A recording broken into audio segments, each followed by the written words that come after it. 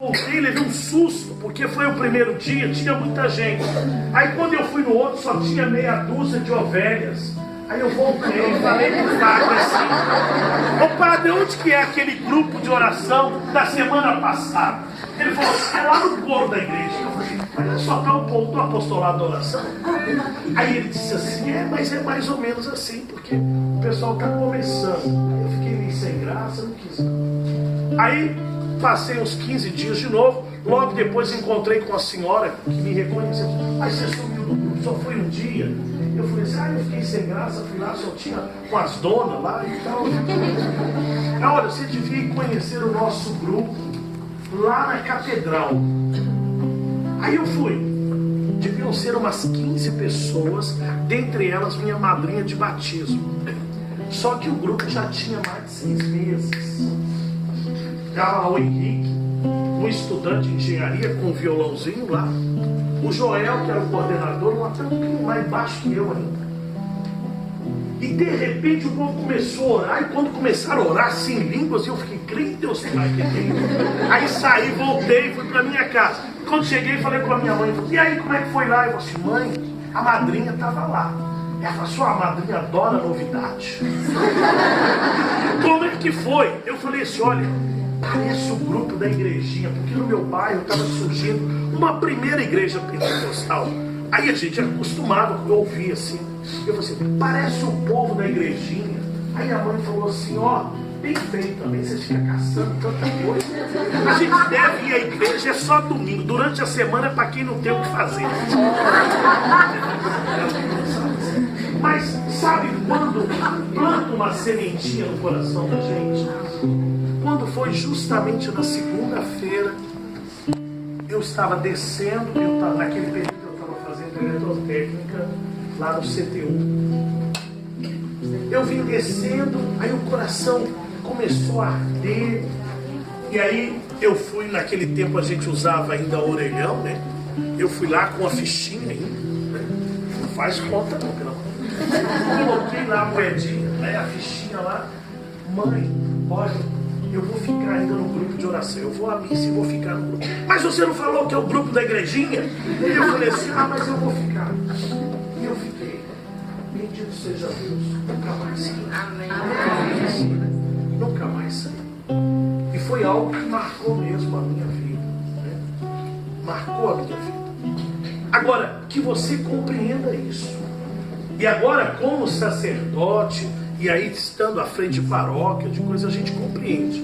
Existem muitos movimentos, mas a marca do movimento carismático católico é o uso dos carismas.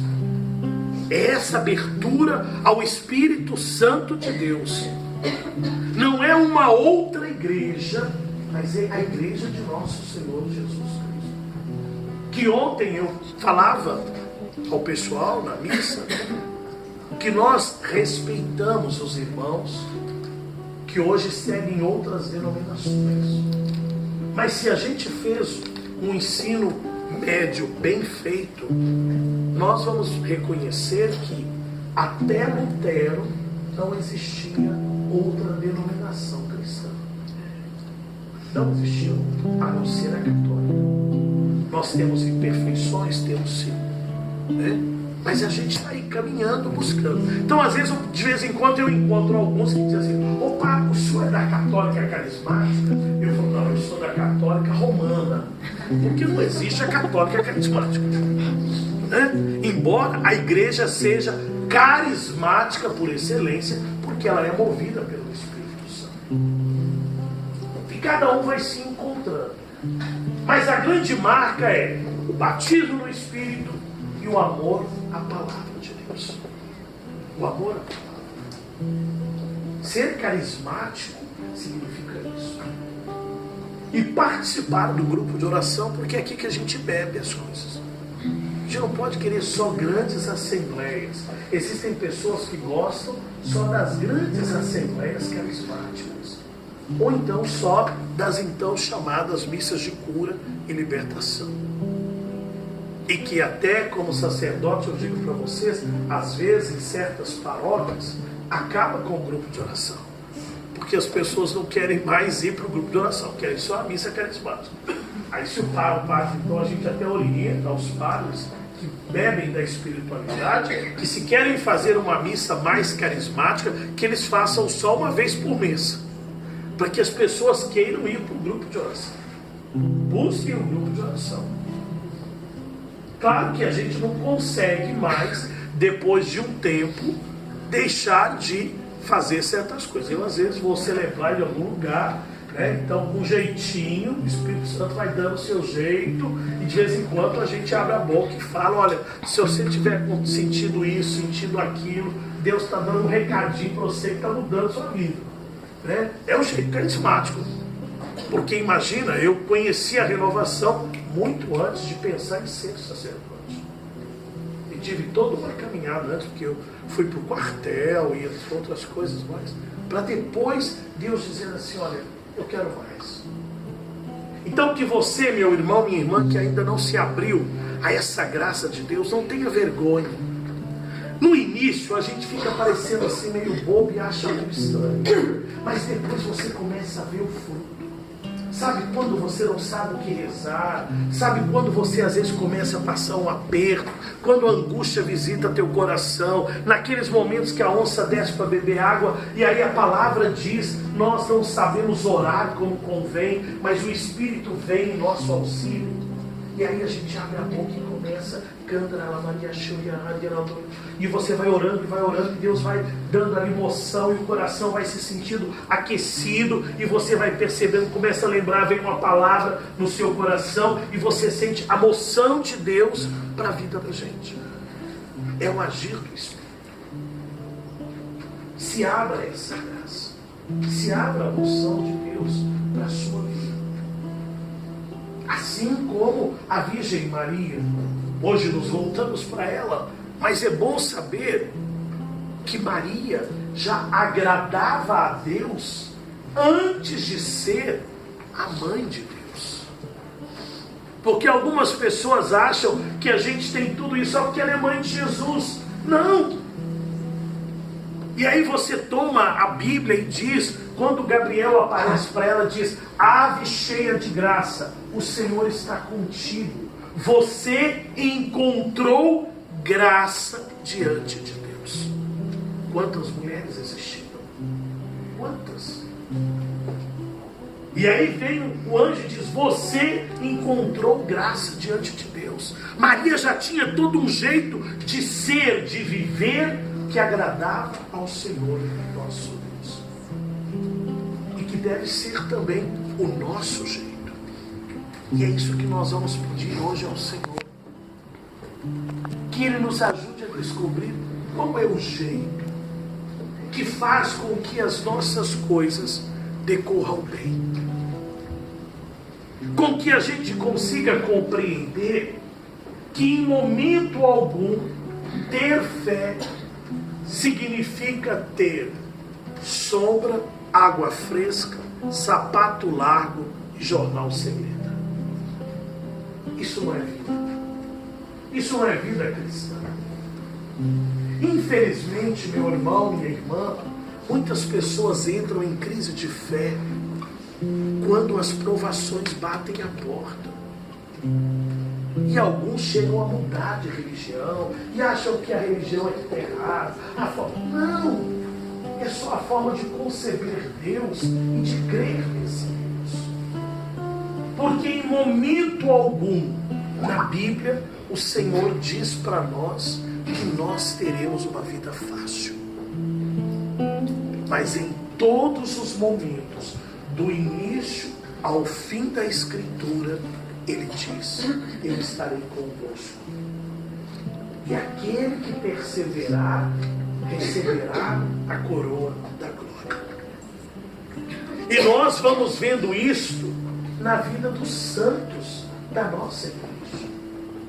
Que eu gosto de dizer, assim como falo também, me referindo à Virgem Maria, que não estão na igreja para a gente ficar admirando. É bonito, é. E às vezes você olha e lembra da vida de um, de outro, que nos encanta. Eu também tenho aqueles santos que eu gosto da vida deles, que eu tenho admiração por eles. Mas os santos estão na igreja para serem imitados.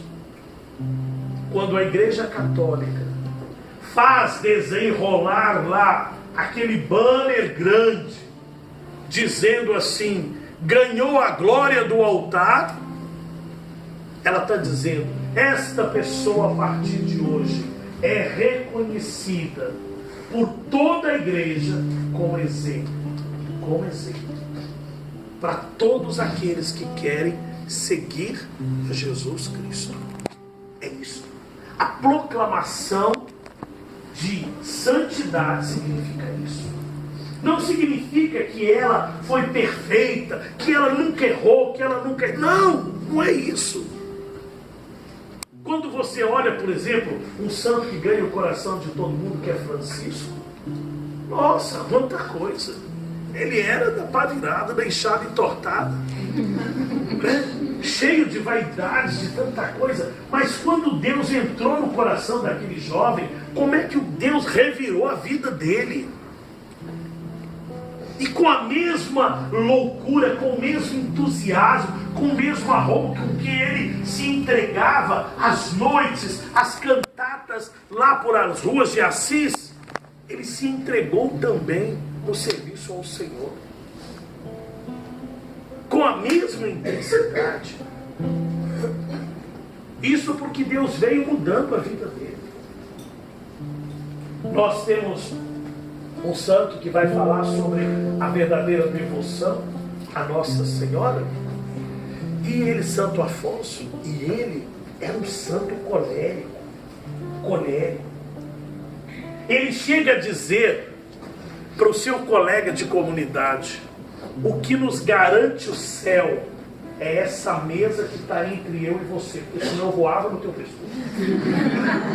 Você imagina bem. E uma pessoa dessa vira santo, né? Vira santo, sanguíneo desse jeito. Porque quando Deus vem sobre nós, e aí a gente vê a Escritura, né?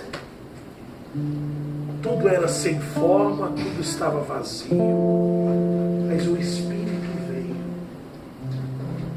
O Espírito pairou sobre aquela deformidade, sobre aquela mistureba toda que estava o universo. E as coisas foram se ordenando.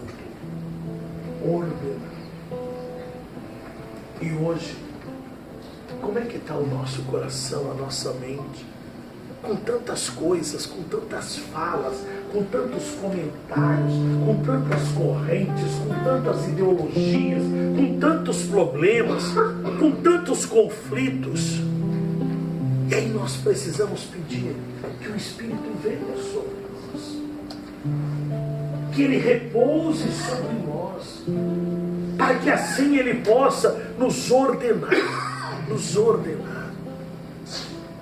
E a palavra que eu quero ministrar para vocês, e que é a experiência mariana, é muito simples e conhecida, e certamente a gente usa muito. O Sarai certamente deve ter cantado muitas vezes essa palavra, porque é uma grande verdade para todos nós. E às vezes a gente se esquece dela, e nós vamos hoje entender. 2 versículos apenas do Salmo 127 ou 128. 127 ou 128. Aí isso depende da tradução. Por quê? Porque o tradutor, quando foi traduzir a Bíblia, e principalmente isso aconteceu naquelas que têm origem francesa de tradução, como é o caso da Ave Maria, quando chegou no Salmo 11, ele dividiu o Salmo 11 em 2. Então, geralmente as Bíblias elas têm a mesma numeração até o Salmo 11, e depois do Salmo 11 elas mudam, e lá no finalzinho 150 ele torna a juntar de novo, né? Então aí ele vai no Salmo 100 e torna a juntar de novo. Então a gente tem aí um período em que a gente fica aí, o pessoal às vezes fala, Salmo 22, não, é Salmo 23. Aí depende da sua tradução. Tá? E olha o que diz. Felizes os que temem ao Senhor, os que andam em seus caminhos. Poderás viver então do trabalho de tuas mãos. Será feliz e terás o bem-estar. E aí ele segue. Fala da esposa, fala dos filhos, etc. Certamente vai falar também do marido. A gente entende também a mesma coisa. Mas eu quero ficar com esses dois versículos. Feliz aqueles que temem o Senhor. E esse temer, meu irmão, minha irmã, não é ficar com medo, não é tremor. O temer é de amar. Feliz aquele que ama o Senhor. Porque amar a Deus não é dizer só eu amo, mas é cumprir os seus mandamentos. Ninguém pode dizer que ama a Deus, por exemplo, e não ama o seu irmão. Ninguém pode dizer que ama a Deus e está falando mentira. Ninguém pode dizer que ama a Deus e está trazendo a maldade no seu coração. Ninguém pode dizer que ama a Deus e está desejando a morte do irmão. Ninguém pode dizer que ama a Deus e não ter uma vida de oração. Porque quando nós amamos alguém, nós queremos estar com essa pessoa. Nós criamos situações e até a gente percebe que está ficando meio namorada quando a gente começa a dar preferência demais para essa pessoa, né? Aí a gente percebe, gente, pelo amor de Deus, será? Né? E na maioria das vezes ele é muito certinho, né? Ele sempre põe a gente assim, apaixonado por umas coisas que depois a gente para e pensa, como é que eu fui me apaixonar por essa personalidade tão diferente, né? Mas é assim. Mas é isso. Eu quero estar com ele. Aí, por exemplo, como que eu vou dizer que eu amo a Deus, mas eu não sei nem qual foi a última vez que eu fui à missa? Eu amo a Deus, mas eu não sei nem qual foi a última vez que eu me confessei. Nossa, vai confessar, tá? Pelo amor de Deus, falar tudo menos isso. Eu digo, primeiro que você não tem que convencer o padre da sua santidade. Depois você não precisa também ficar fazendo novela com o seu pecado, porque senão você acaba fazendo o padre pecar, né? Porque tem alguns pecados que você vai criando os trem, aí o padre começa.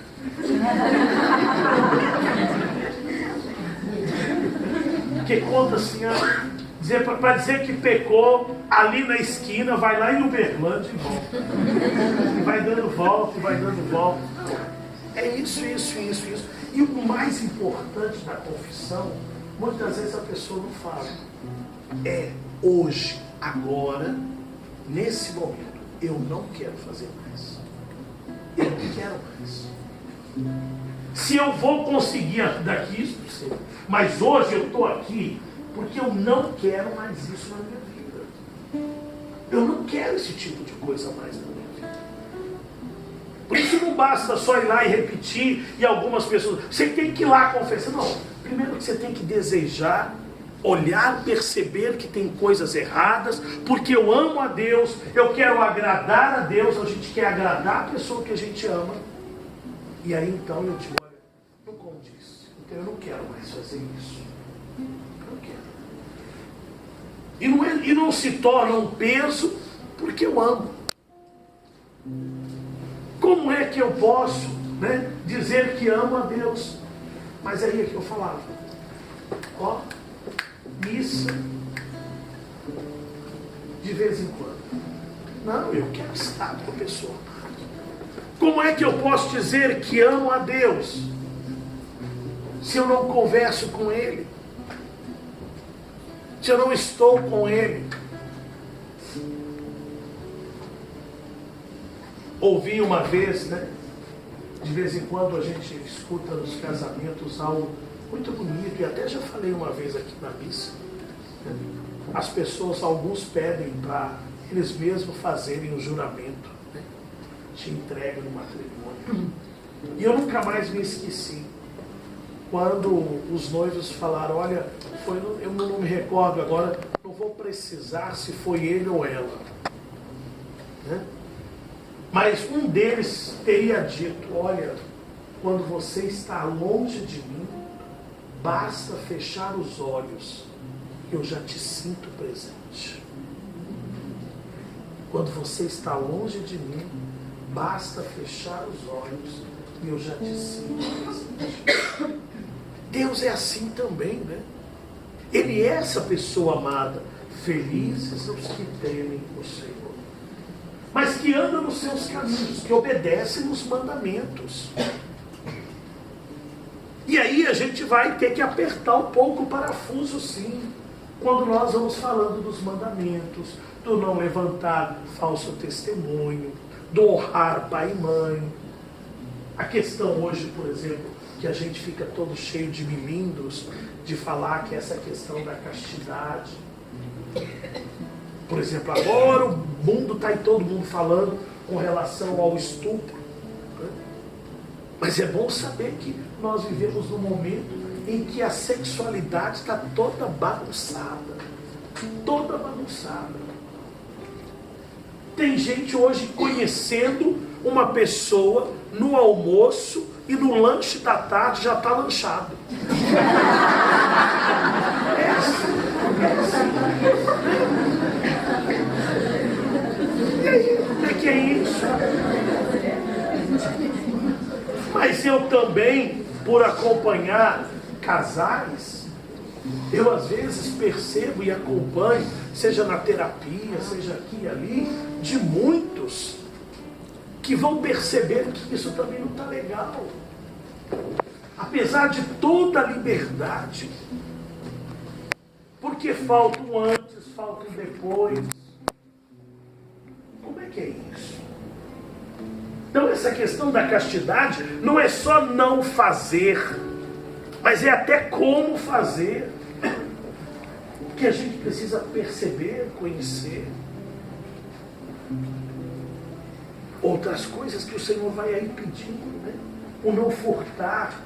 Não, graças a Deus eu nunca peguei objeto de ninguém, mas às vezes eu furto o tempo, eu furto o ouvido, eu furto o coração das pessoas.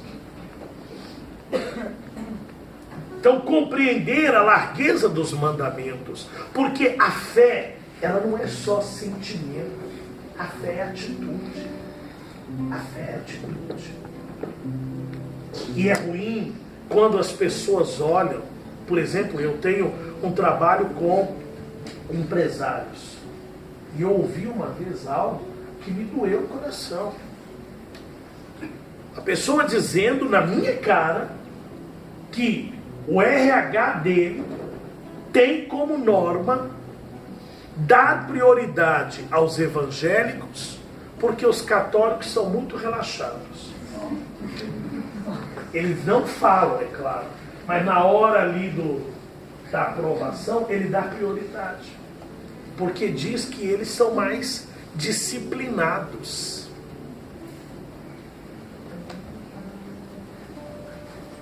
Eu ouvi. E aí? Aí a gente pensa, como é que é?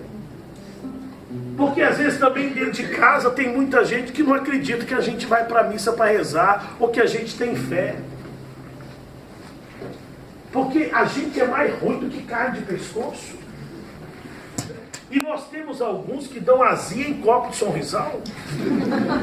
Como é que pode ser isso? Essa pessoa falar que acredita em Deus e é mal-humorada. E tem algumas, vocês não conhecem umas pessoas que dão preguiça, não sei? Eu conheço umas que quando já falo o meu nome, eu já digo, Jesus. Ai, Senhor, como é difícil acolher o diferente. Mas é assim. E aí a gente precisa perceber, ou aquela pessoa que está sempre abaixo. Hoje já não passa mais, é uma pena de vez em quando, né? Mas nos Flintstones, tinha lá, quando passava Bambam e Pedrito, né? Na turminha do Bambam e do Pedrito, tinha um que ficava assim, uau, uau, uau, sol vai chover, ai, tô doente. Todo mundo corria do cara, porque era, Nossa Senhora, o maior baixo astral do mundo. Como é que você pode dizer que ama a Deus se você não traz a esperança no coração? Repito, não é que a gente não vai ter problemas, mas o cristão é aquele que traz em si a esperança. É um capítulo, é um tempo, isso vai mudar. Então, a fé, ela não é só sentimento, ela é atitude. E aí você vê. Ela sai de casa, ela vai para a casa da prima para servir, ela se preocupa com uma festa, ela procura estar presente, ela está ali junto. Então, se nós acreditamos, nós temos que estar fazendo isso. E aí alguém está precisando de ajuda, e a gente vai mandar uma mensagem, e a gente vai e a gente vai estar aqui e ali dando apoio. Isso é ser cristão. Isso é ser temente a Deus. E aí ele diz, aquele que tem no Senhor, ele vai ser feliz.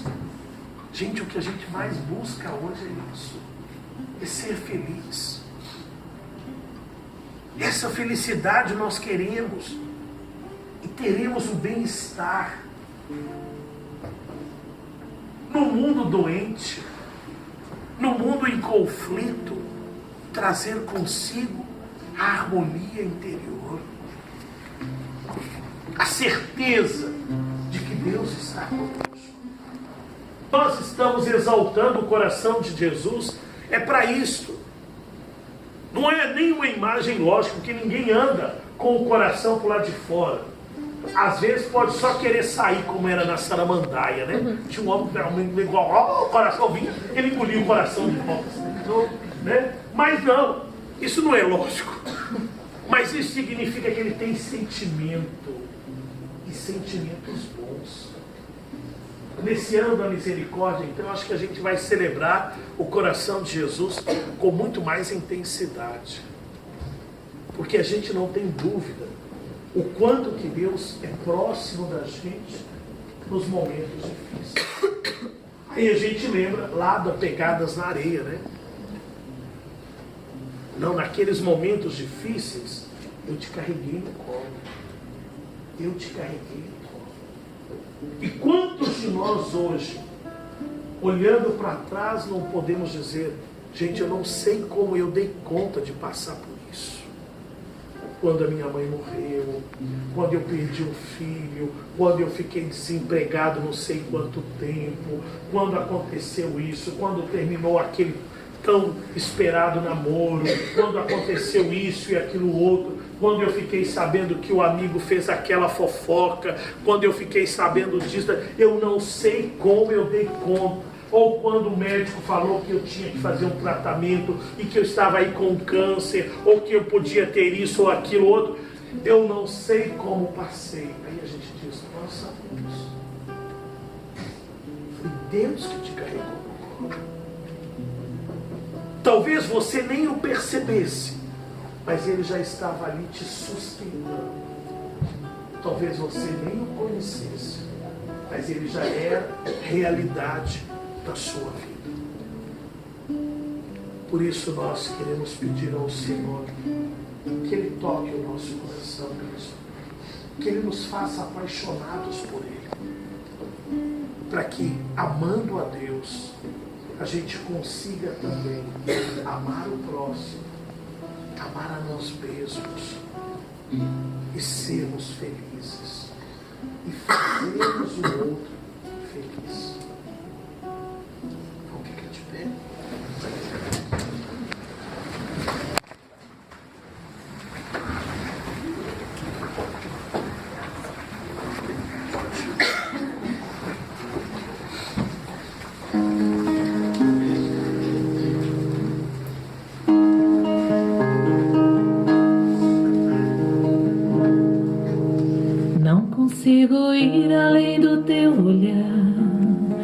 Tudo que eu consigo é imaginar Agora canta dizendo: a riqueza que existe dentro de você.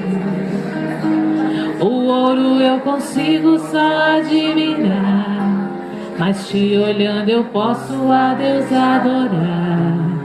Sua alma é um bem que nunca envelhecerá.